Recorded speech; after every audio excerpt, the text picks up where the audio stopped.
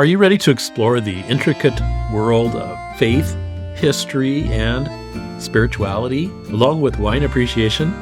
Well, join us for this new series, Tasting Truth, an Apologetics Faith Journey. During the last session, I shared this clip from Dale Allison, who is a believer kind of in a generic sense, but comes across a bit skeptical about miracles. Here's what he said about the wedding of Cana.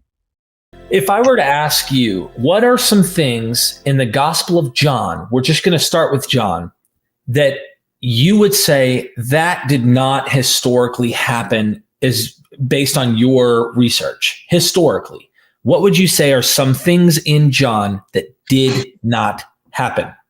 So I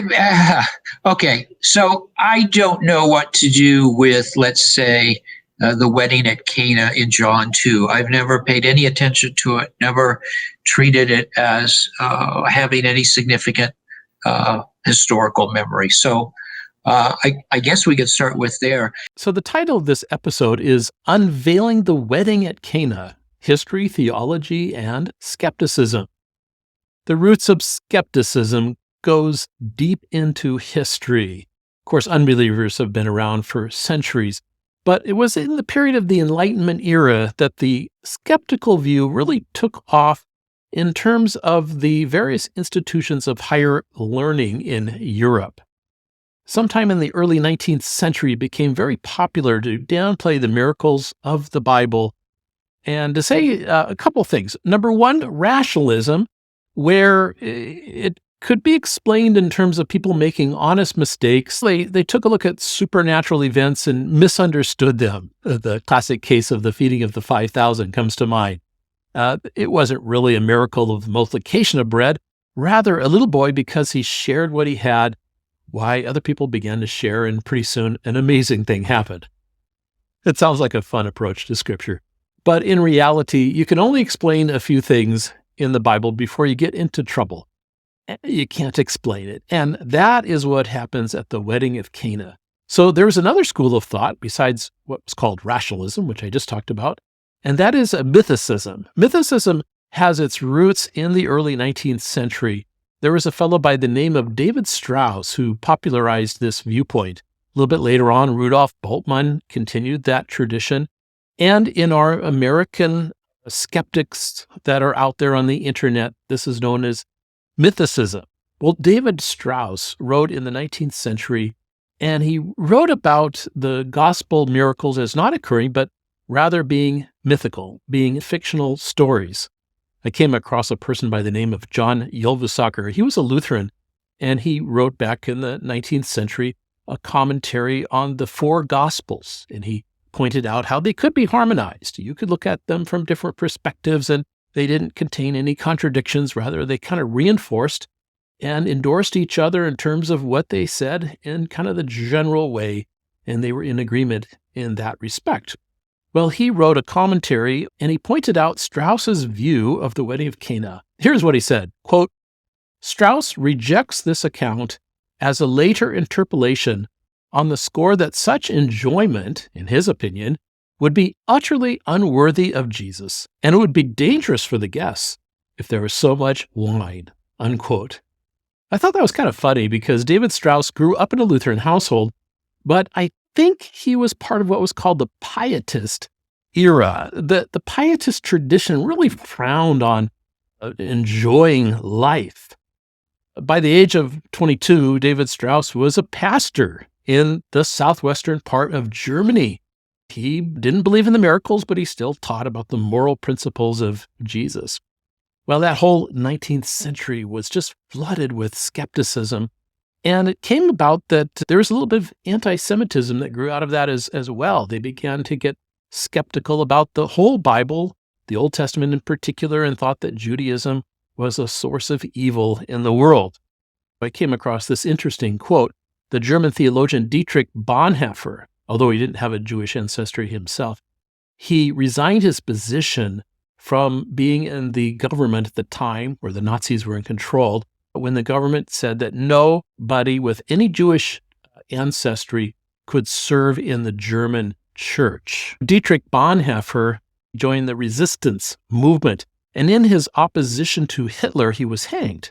While in prison, he wrote some important letters called the Letters of Bonhoeffer.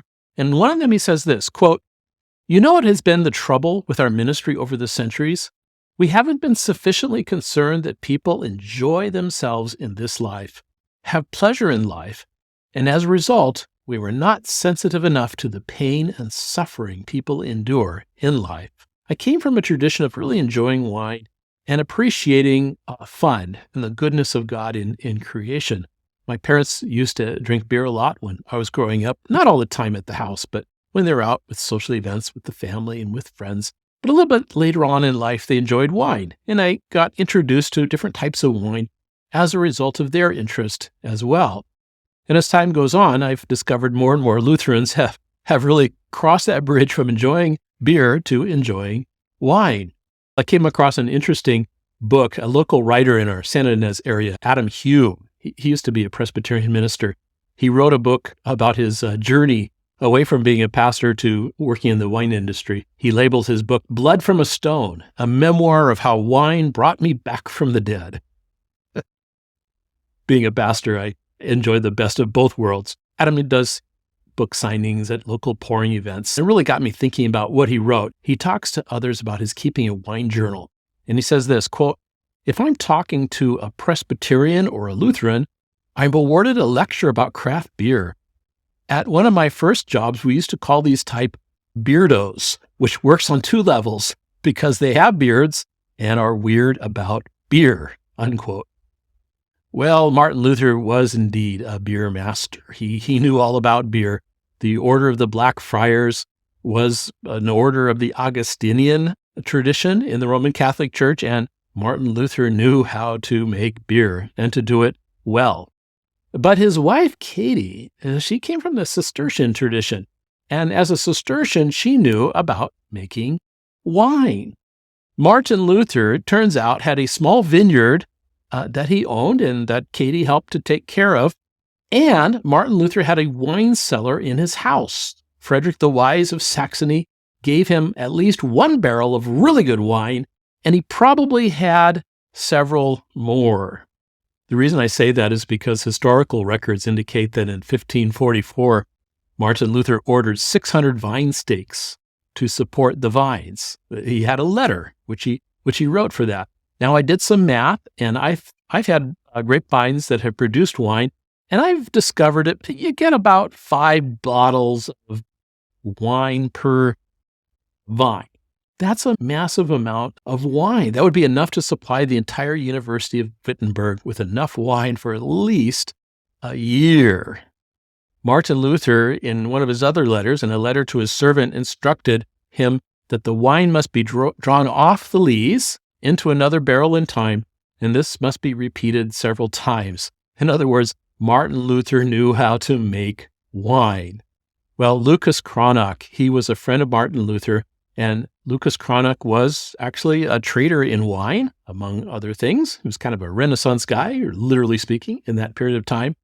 And Lucas Cranach wrote a few paintings. Some of them depicted Bacchus, and scholars believe he was kind of making fun of the University of Wittenberg crowd in one of them. Here's the one that some scholars believe he was making fun of the Reformation. And another one, he had a painting of the golden age of the Greeks that was also inspired by Bacchus and the ancient classical works of antiquity. So there's another humorous painting with other reformers tending the vines that Lucas Cranach painted. And this also might be allegorical, but it has a kernel of truth in that there was, as I pointed out, a literal vineyard that Luther tended and took care of along with his wife, Katie. Martin Luther had this great quote. He said, "God does not stand behind you with a club, but in front of you with a glass of Malvasia," unquote. Malvasia was a wine that was imported from Crete and possibly grown in the area of Germany as well. It's kind of hard to tell in the 16th century. But it was really famous at that period of time for being made into a nice, sweet wine. In fact, Leonardo da Vinci grew it and made wine in his place. It reminds me of Irenaeus, the 2nd century bishop of Lyons, which was another great area for growing grapes and making wine, at least later on in tradition. And Irenaeus had this famous saying. He said, quote, "The glory of God is a human fully alive and beholding the vision of God." In rejecting a Gnostic view of creation, Irenaeus had a beautiful view of creation, both now and not yet, that God would finally bring it about. In another episode, I'll explore some of the famous prophecies of Papias, where he talks about Jesus giving insights to the new heavens and the new earth in terms of the multiplication of grapevines and the wonderful winemaking process. Back to Dale Allison. It should be pointed out that Dale Allison does not reject out of hand the gospel account of the miracle of Jesus turning water into wine. He just has some reservations. I suppose he could have brought out some bigger arguments, such as it's fictional based upon the parallels that can be looked at in terms of Bacchus and Dionysius. Bacchus and Dionysius, those are the two words for the same person. Bacchus is the Roman tradition and Dionysius is the Greek tradition. Bacchus was known for turning water into wine. Dale Allison has a pretty good argument. This is what he says. He says, people can engage in typological interpretations of themselves. Martin Luther King Jr. presented himself sometimes as akin to Moses, at other times akin to Lincoln. Julius Caesar thought of himself as being like Alexander. Napoleon thought of himself as being like Caesar. General Santa Anna thought of himself as being like Napoleon. Obama, Allison goes on to say, Obama went to his first inauguration by train and created parallels between himself and Lincoln. Eusebius, when recounting Constantine's victory over Maxentius at the Battle of the Milvian Bridge, cast the latter in the role of Pharaoh and the former in the role of Moses, which does not mean they fought no such battle. What Allison points out is very significant. There are parallels all over the place in the gospel, especially the Gospel of John, with pagan mythology. And to begin with, one thing that I noticed was that the Gospel of John makes a big emphasis by saying it's on the 3rd day. Now, the old commentators used to think about that in terms of the Jewish calendar, the book of Genesis, the creation of vegetation on the 3rd day. But I came across an interesting comment from Michael Ward, who wrote a book called Planet Narnia, where he sees mythological and astrological symbolism going on in the Chronicles of Narnia. And Michael Ward points out that Mars was the god of both war and agriculture. I put the two together and I thought, the 3rd day in the Roman calendar was named after Mars. And when you think about it, Cana was a strategic military site, according to Josephus. There's also the symbolism of agriculture that was going on even in the 1st century. There's a recent discovery that was made not too long ago about a Roman novel by Tatius, who was a convert to Christianity in his later years. It contains a myth about Dionysius turning water into wine. And the myth, it's set around Tyre near Galilee. It's significant because the papyrus fragments date it back to the 2nd century, and perhaps the story was even sourced from an earlier time period. And maybe, just maybe, Jesus was responding to that understanding as he was relating to the background of the people who were Hellenistic at the time. Back to C.S. Lewis. C.S. Lewis writes in his book, Prince Caspian, about Bacchus, and he has Bacchus showing up right before a great battle taking place. Kind of reminds me of the wedding of Cana happening right before the various other ministry miracles of Jesus. Bacchus shows up right in that Narnia series, right before the great battle takes place, and Aslan is there. Aslan is a type of Christ figure. The trees begin to dance, and all the creatures join in a big celebration that's rather raucous. So back to John's Gospel. The 2nd century theologian by the name of Clement from the School of Alexandria, and they were the custodians of the New Testament at that period of time, he wrote that the Gospel of John was written to be deliberately a spiritual gospel. According to the Moratorian canon, as I pointed out in the previous episode, that was put together in the 2nd century. The tradition has that John's fellow bishops and disciples reviewed that gospel before its publication. When you connect the dots on that, you get some interesting people that might have been involved. That would have been Jude, Simeon, the son of Clopas, and another person which didn't really think about until recently could have been Dionysius. He's not to be confused with Bacchus. He's mentioned in Acts chapter 17 as one of the converts after Paul talked to the Stoics and the Epicureans.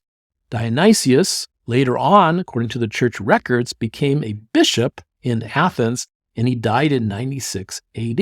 So he would have been around at the time that John was composing his gospel. In Acts chapter 17, you can read his conversion. He had a background of being that Epicurean philosopher. He was probably named after Bacchus by his parents.